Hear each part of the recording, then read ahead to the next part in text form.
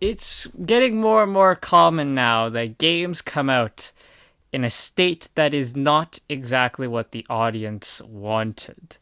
More or less, these games are coming out before they are completely done, and that's getting more and more common now with games being pushed out before they're ready, and then the developers are just like, it's fine, we'll just update it later. We'll put out patches and stuff for that later. Uh, that's coming more and more common, and it's not something we gamers are particularly happy about. We kind of want our games to be ready when they're released. I don't know if I speak for everyone, but I'd much prefer that you delay a game to make sure it's fully ready for release, rather than publish it in an unfinished version and then just update it later. I much prefer you delay the game. And if you say we're delaying the game because we want the best experience for everyone, most people are going to react pretty positively to that. You get the couple people who are like, oh, I wanted the game now. But overall, if they want a better experience for everyone, I think it's fine just to wait a bit. So what we're going to do is we're going to discuss just a couple of the games that did this. They were published in a not ready state, and they updated. They had quote unquote free updates, aka stuff that was supposed to be in the game at launch but just wasn't because the game wasn't ready. So the first one of these is Kirby Star Allies. Now this one is actually a bit of a gray area. Don't know if this one necessarily counts. It did have free updates, but this is a bit different than the other ones. Kirby Star Allies. I have not played Kirby Star Allies. I'm not really super into the Kirby world yet. I plan to delve into the Kirby games at some point, so I'm not super well versed in the Kirby lore or the Kirby games. But from what I understand from most people, Star Allies was not that good wasn't very well received as a title. One day I will make my opinion known on that when I play Kirby Star Allies, because I plan to play Kirby Star Allies one day. I plan to make my own opinions on that known, but from what I see, the general consensus seems to be that Kirby Star Allies, well, it's not the worst thing ever. It was not what people wanted. It wasn't really well received. So its updates were more not patching the game. Like, the game was not released in an unfinished state. The game was released fully. Its updates were more to make people want to keep playing the game.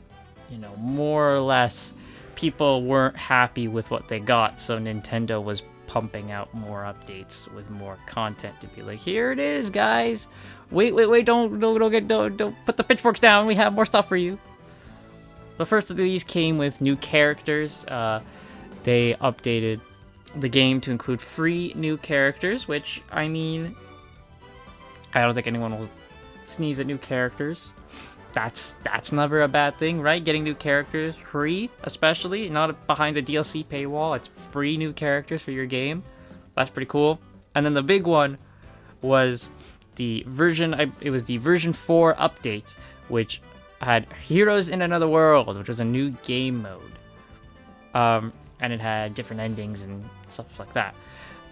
So this free update is essentially more or less a bit of a gray area. Doesn't work in the same way as many of these other games we're going to talk about does, where Kirby Star Allies was completely ready to be released. It was more or less these updates were to keep people playing and to placate the audience who weren't exactly the happiest of campers with what they were given.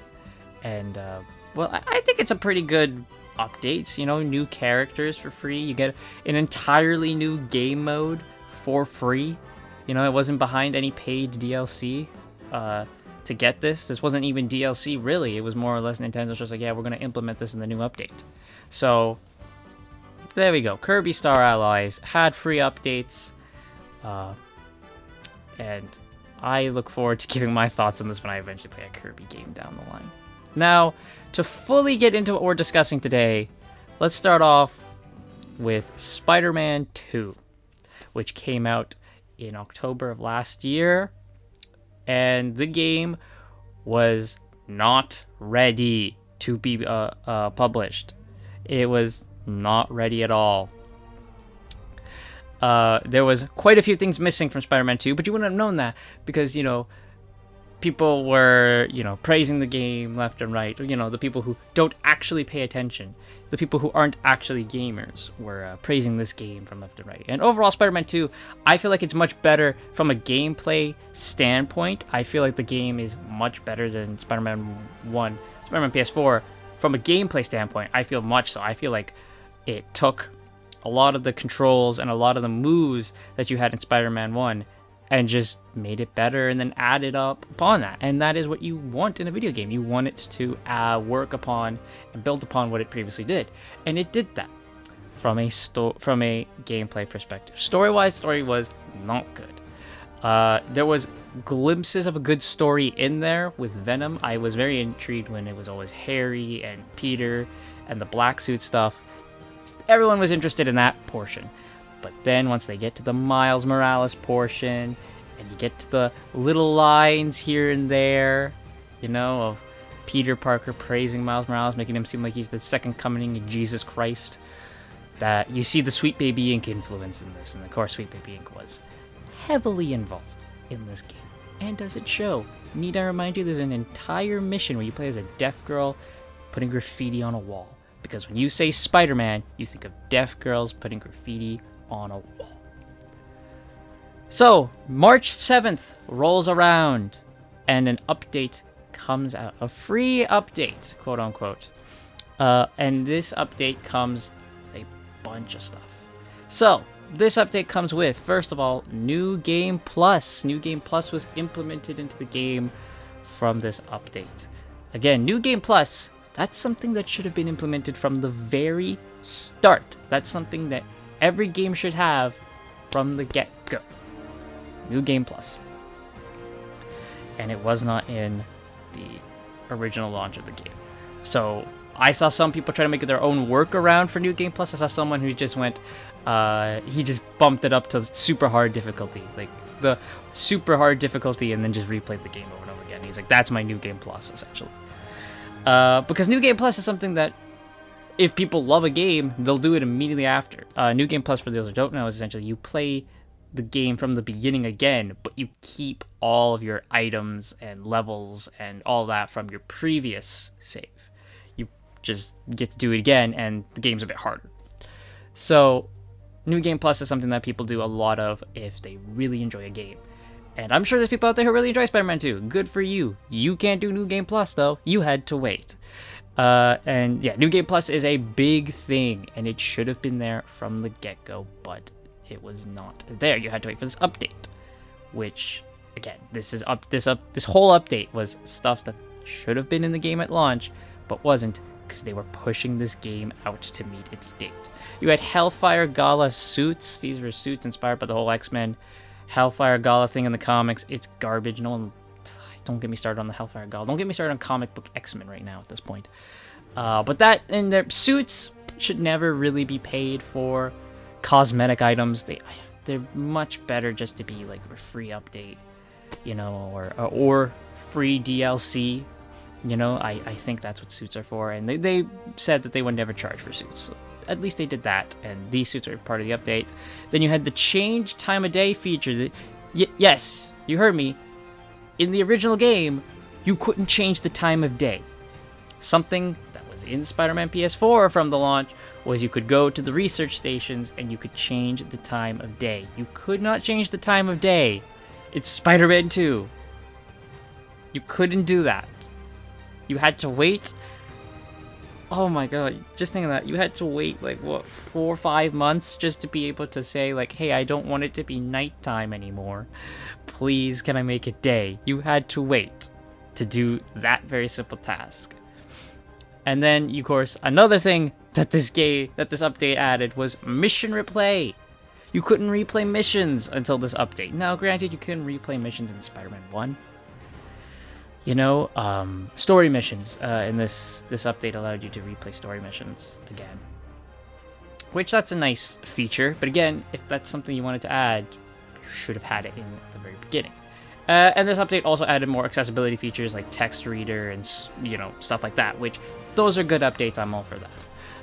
But again, New Game Plus, changing the time of day, mission replayability, these features should have been in from the very start, just like they were in the first game. But again, they pushed this game out when it was not ready because they wanted to make the moolah. And they just went, we'll patch it in later. And some people were defending that, like, oh, it's fine, guys. They're gonna update it in later. You know, they're gonna patch it in later. It should have been in from the start. Do not defend them releasing a unfinished game. Speaking of another unfinished game, AEW Fight Forever. This game was a freaking hodgepodge mess upon release. So many features not in it. But we expected that because AEW said, hey, this game is not going to have a lot in it right now, but we will update it throughout the course of its lifespan. Because AEW said Fight Forever was going to be their game that they were going to have for the next couple of years, and they were just going to keep handing out updates to make the game better. So everyone was like, okay, we're not going to get super much for when the game starts, but we will eventually get stuff. And we did eventually get some more stuff. But AEW made you pay for it. Now, I understand DLC characters being, paywall. WWE 2K does that, where they have a character pack where it comes with like 5 characters. I can understand you doing something like that. That makes sense, and people understand that, and people will pay money for that. But AEW went about it completely the wrong way, where they would have like 3 characters in a quote-unquote season, and that was it. And they're like, all right, guys, fork out $20 for 3 people. Like, their pricing was completely out of this world. I don't know what they were thinking. And then to top it all off, they had a release of a new mode, Beat the Elite mode, which is kind of like a tower mode, right? And that's something that people could have fun with. That's something which people could make content of on YouTube. And even if you're not making YouTube content, you can just have fun playing as your favorite wrestler in a ladder format, right? And you get, cool rewards for it, like money. You get money for the shop. They said that there'll be cosmetic items that you can get for creating wrestlers and stuff like that. So that's a good idea. They put it behind a paywall. You have to pay like $7 for it for DLC. Again, no, that is a mode you should have put into the game from launch, or you patch it in your quote-unquote free update. Not make people pay something for a mode that should have been there from the very start. Now, another thing that was supposed to be in the game from the very start was the Stadium Stampede mode. This is kind of like a battle royale mode where you can go online, you pick a character, and you guys go inside the football stadium, and you just go around and beat each other up. It's Fortnite Battle Royale. It's wrestling Fortnite. And this was patched into the game via a free update. Now, this was like the very first really big update in the game that I think gave people the false sense of security. That, oh, AEW is going to do more stuff like this. We'll get new modes and stuff like this for free throughout the year. Ha, psych. Pay up, sucker. Stadium Stampede mode was, again, something that was supposed to be in the game at the very launch, but AEW just patched it in a quote-unquote free update. And there you go, Stadium Stampede mode is there. From what I saw, I did not play Stadium Stampede mode, but from what I saw, people, they enjoyed it. They had fun with it. And then AEW said, pay up, suckers. No more free stuff for you. Thanks, guys. Really enjoy that. People wonder why this game died so quick. And finally, to end off the video, we have Sonic Frontiers. I couldn't do a video without talking about Sonic. I gotta get Sonic in here somewhere. So, of course, we have 2022 solid release of Sonic Frontiers. I've saying this game's praises up and down. This game is the reason I am a Sonic fan now. I adore Sonic Frontiers. It is my favorite Sonic game. Fight me. Please, actually, don't fight me. But I love the game so much. It is a tremendous experience for me. I loved it. It's one of those things where you find a part of yourself while experiencing it. Like, it opens up a new part of you that you didn't quite know actually existed. That was Sonic Frontiers for me. And I love the game so much. It is my favorite Sonic game.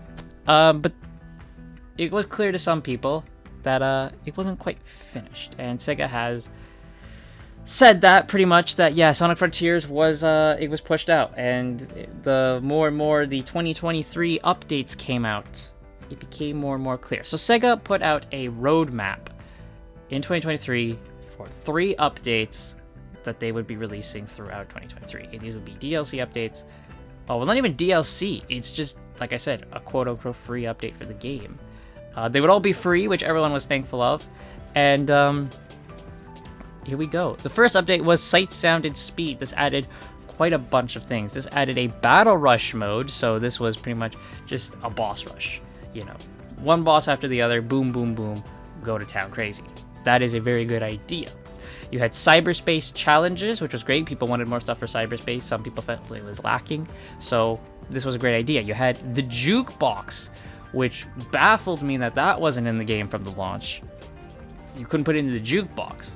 The jukebox was added into the game, so you could now, on your own, manually pick a song to be playing.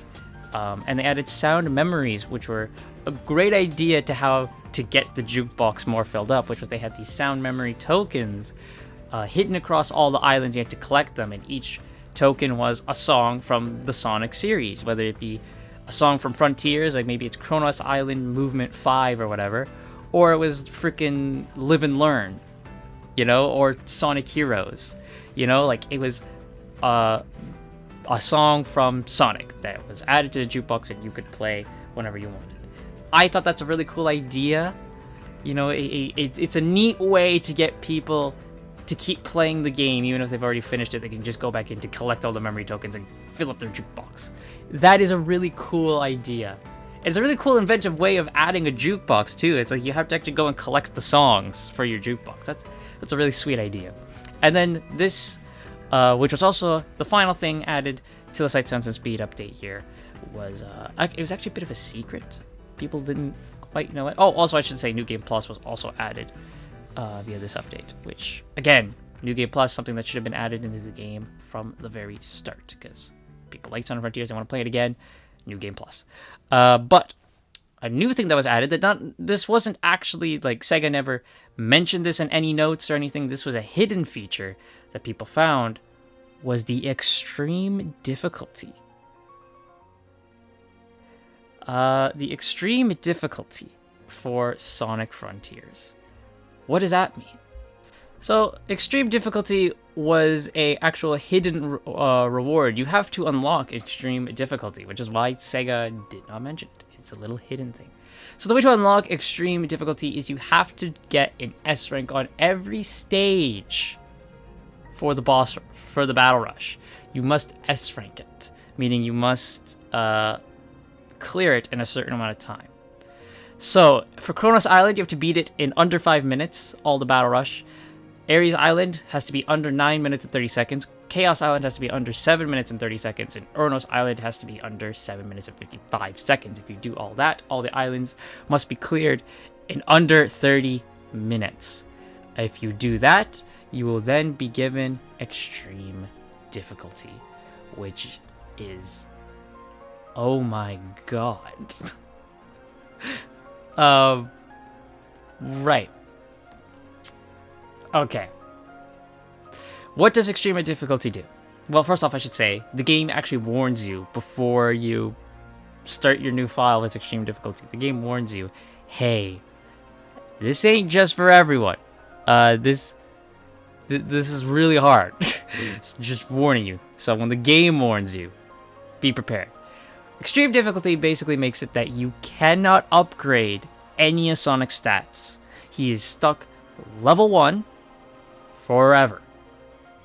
Cyberspace levels, their S rank requirements are much more restrictive, and it's one hit KO. You take 1 bit of damage, you're done.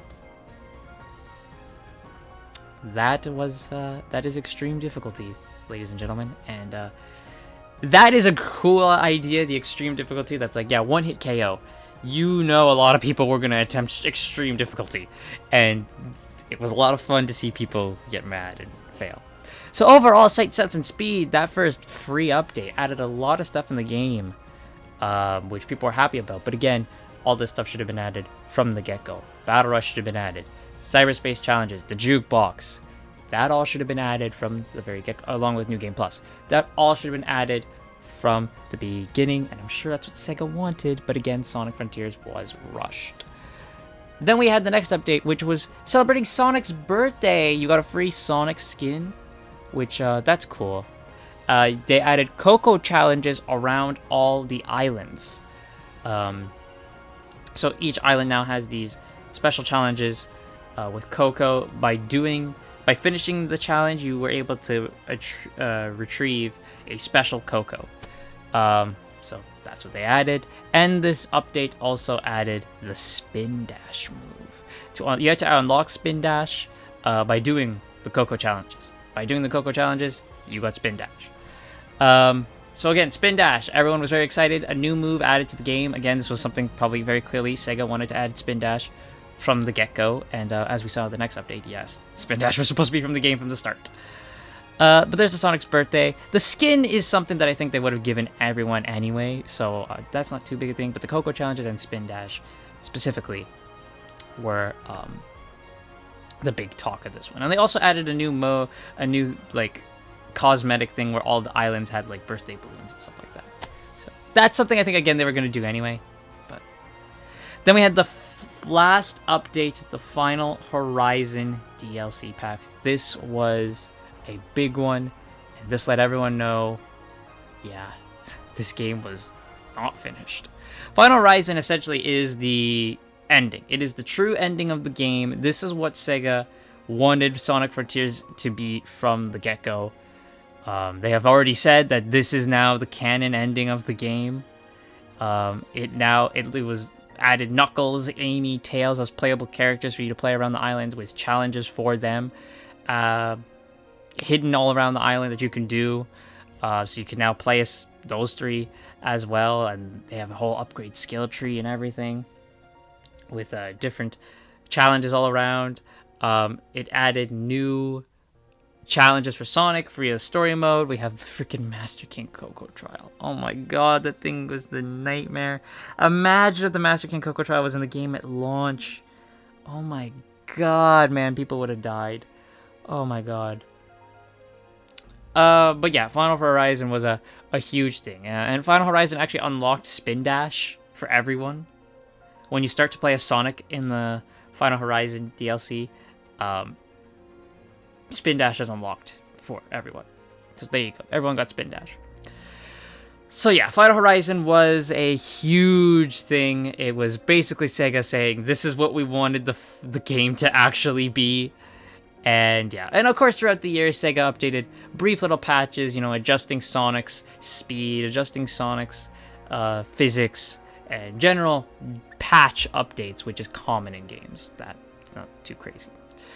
But yeah, now in its state that it's in, Sonic Frontiers, I think if you've never played it before and you play it right now with all of these updates added, you're gonna really enjoy the game, and you're gonna have a fantastic time with what's all there for you, because now you have stuff to do after the story mode. You have a better story to experience just in general. You have new better move sets, better physics, gameplay improved a lot. You have a better ending for the story, and then like I said, there's a lot more post-game stuff for you to do, like the Battle Rush, Cyberspace challenges, New Game Plus. It's all there for you. So overall, I think Sonic Frontiers, with all these updates, is complete. And if this game had just been launched this way from the beginning,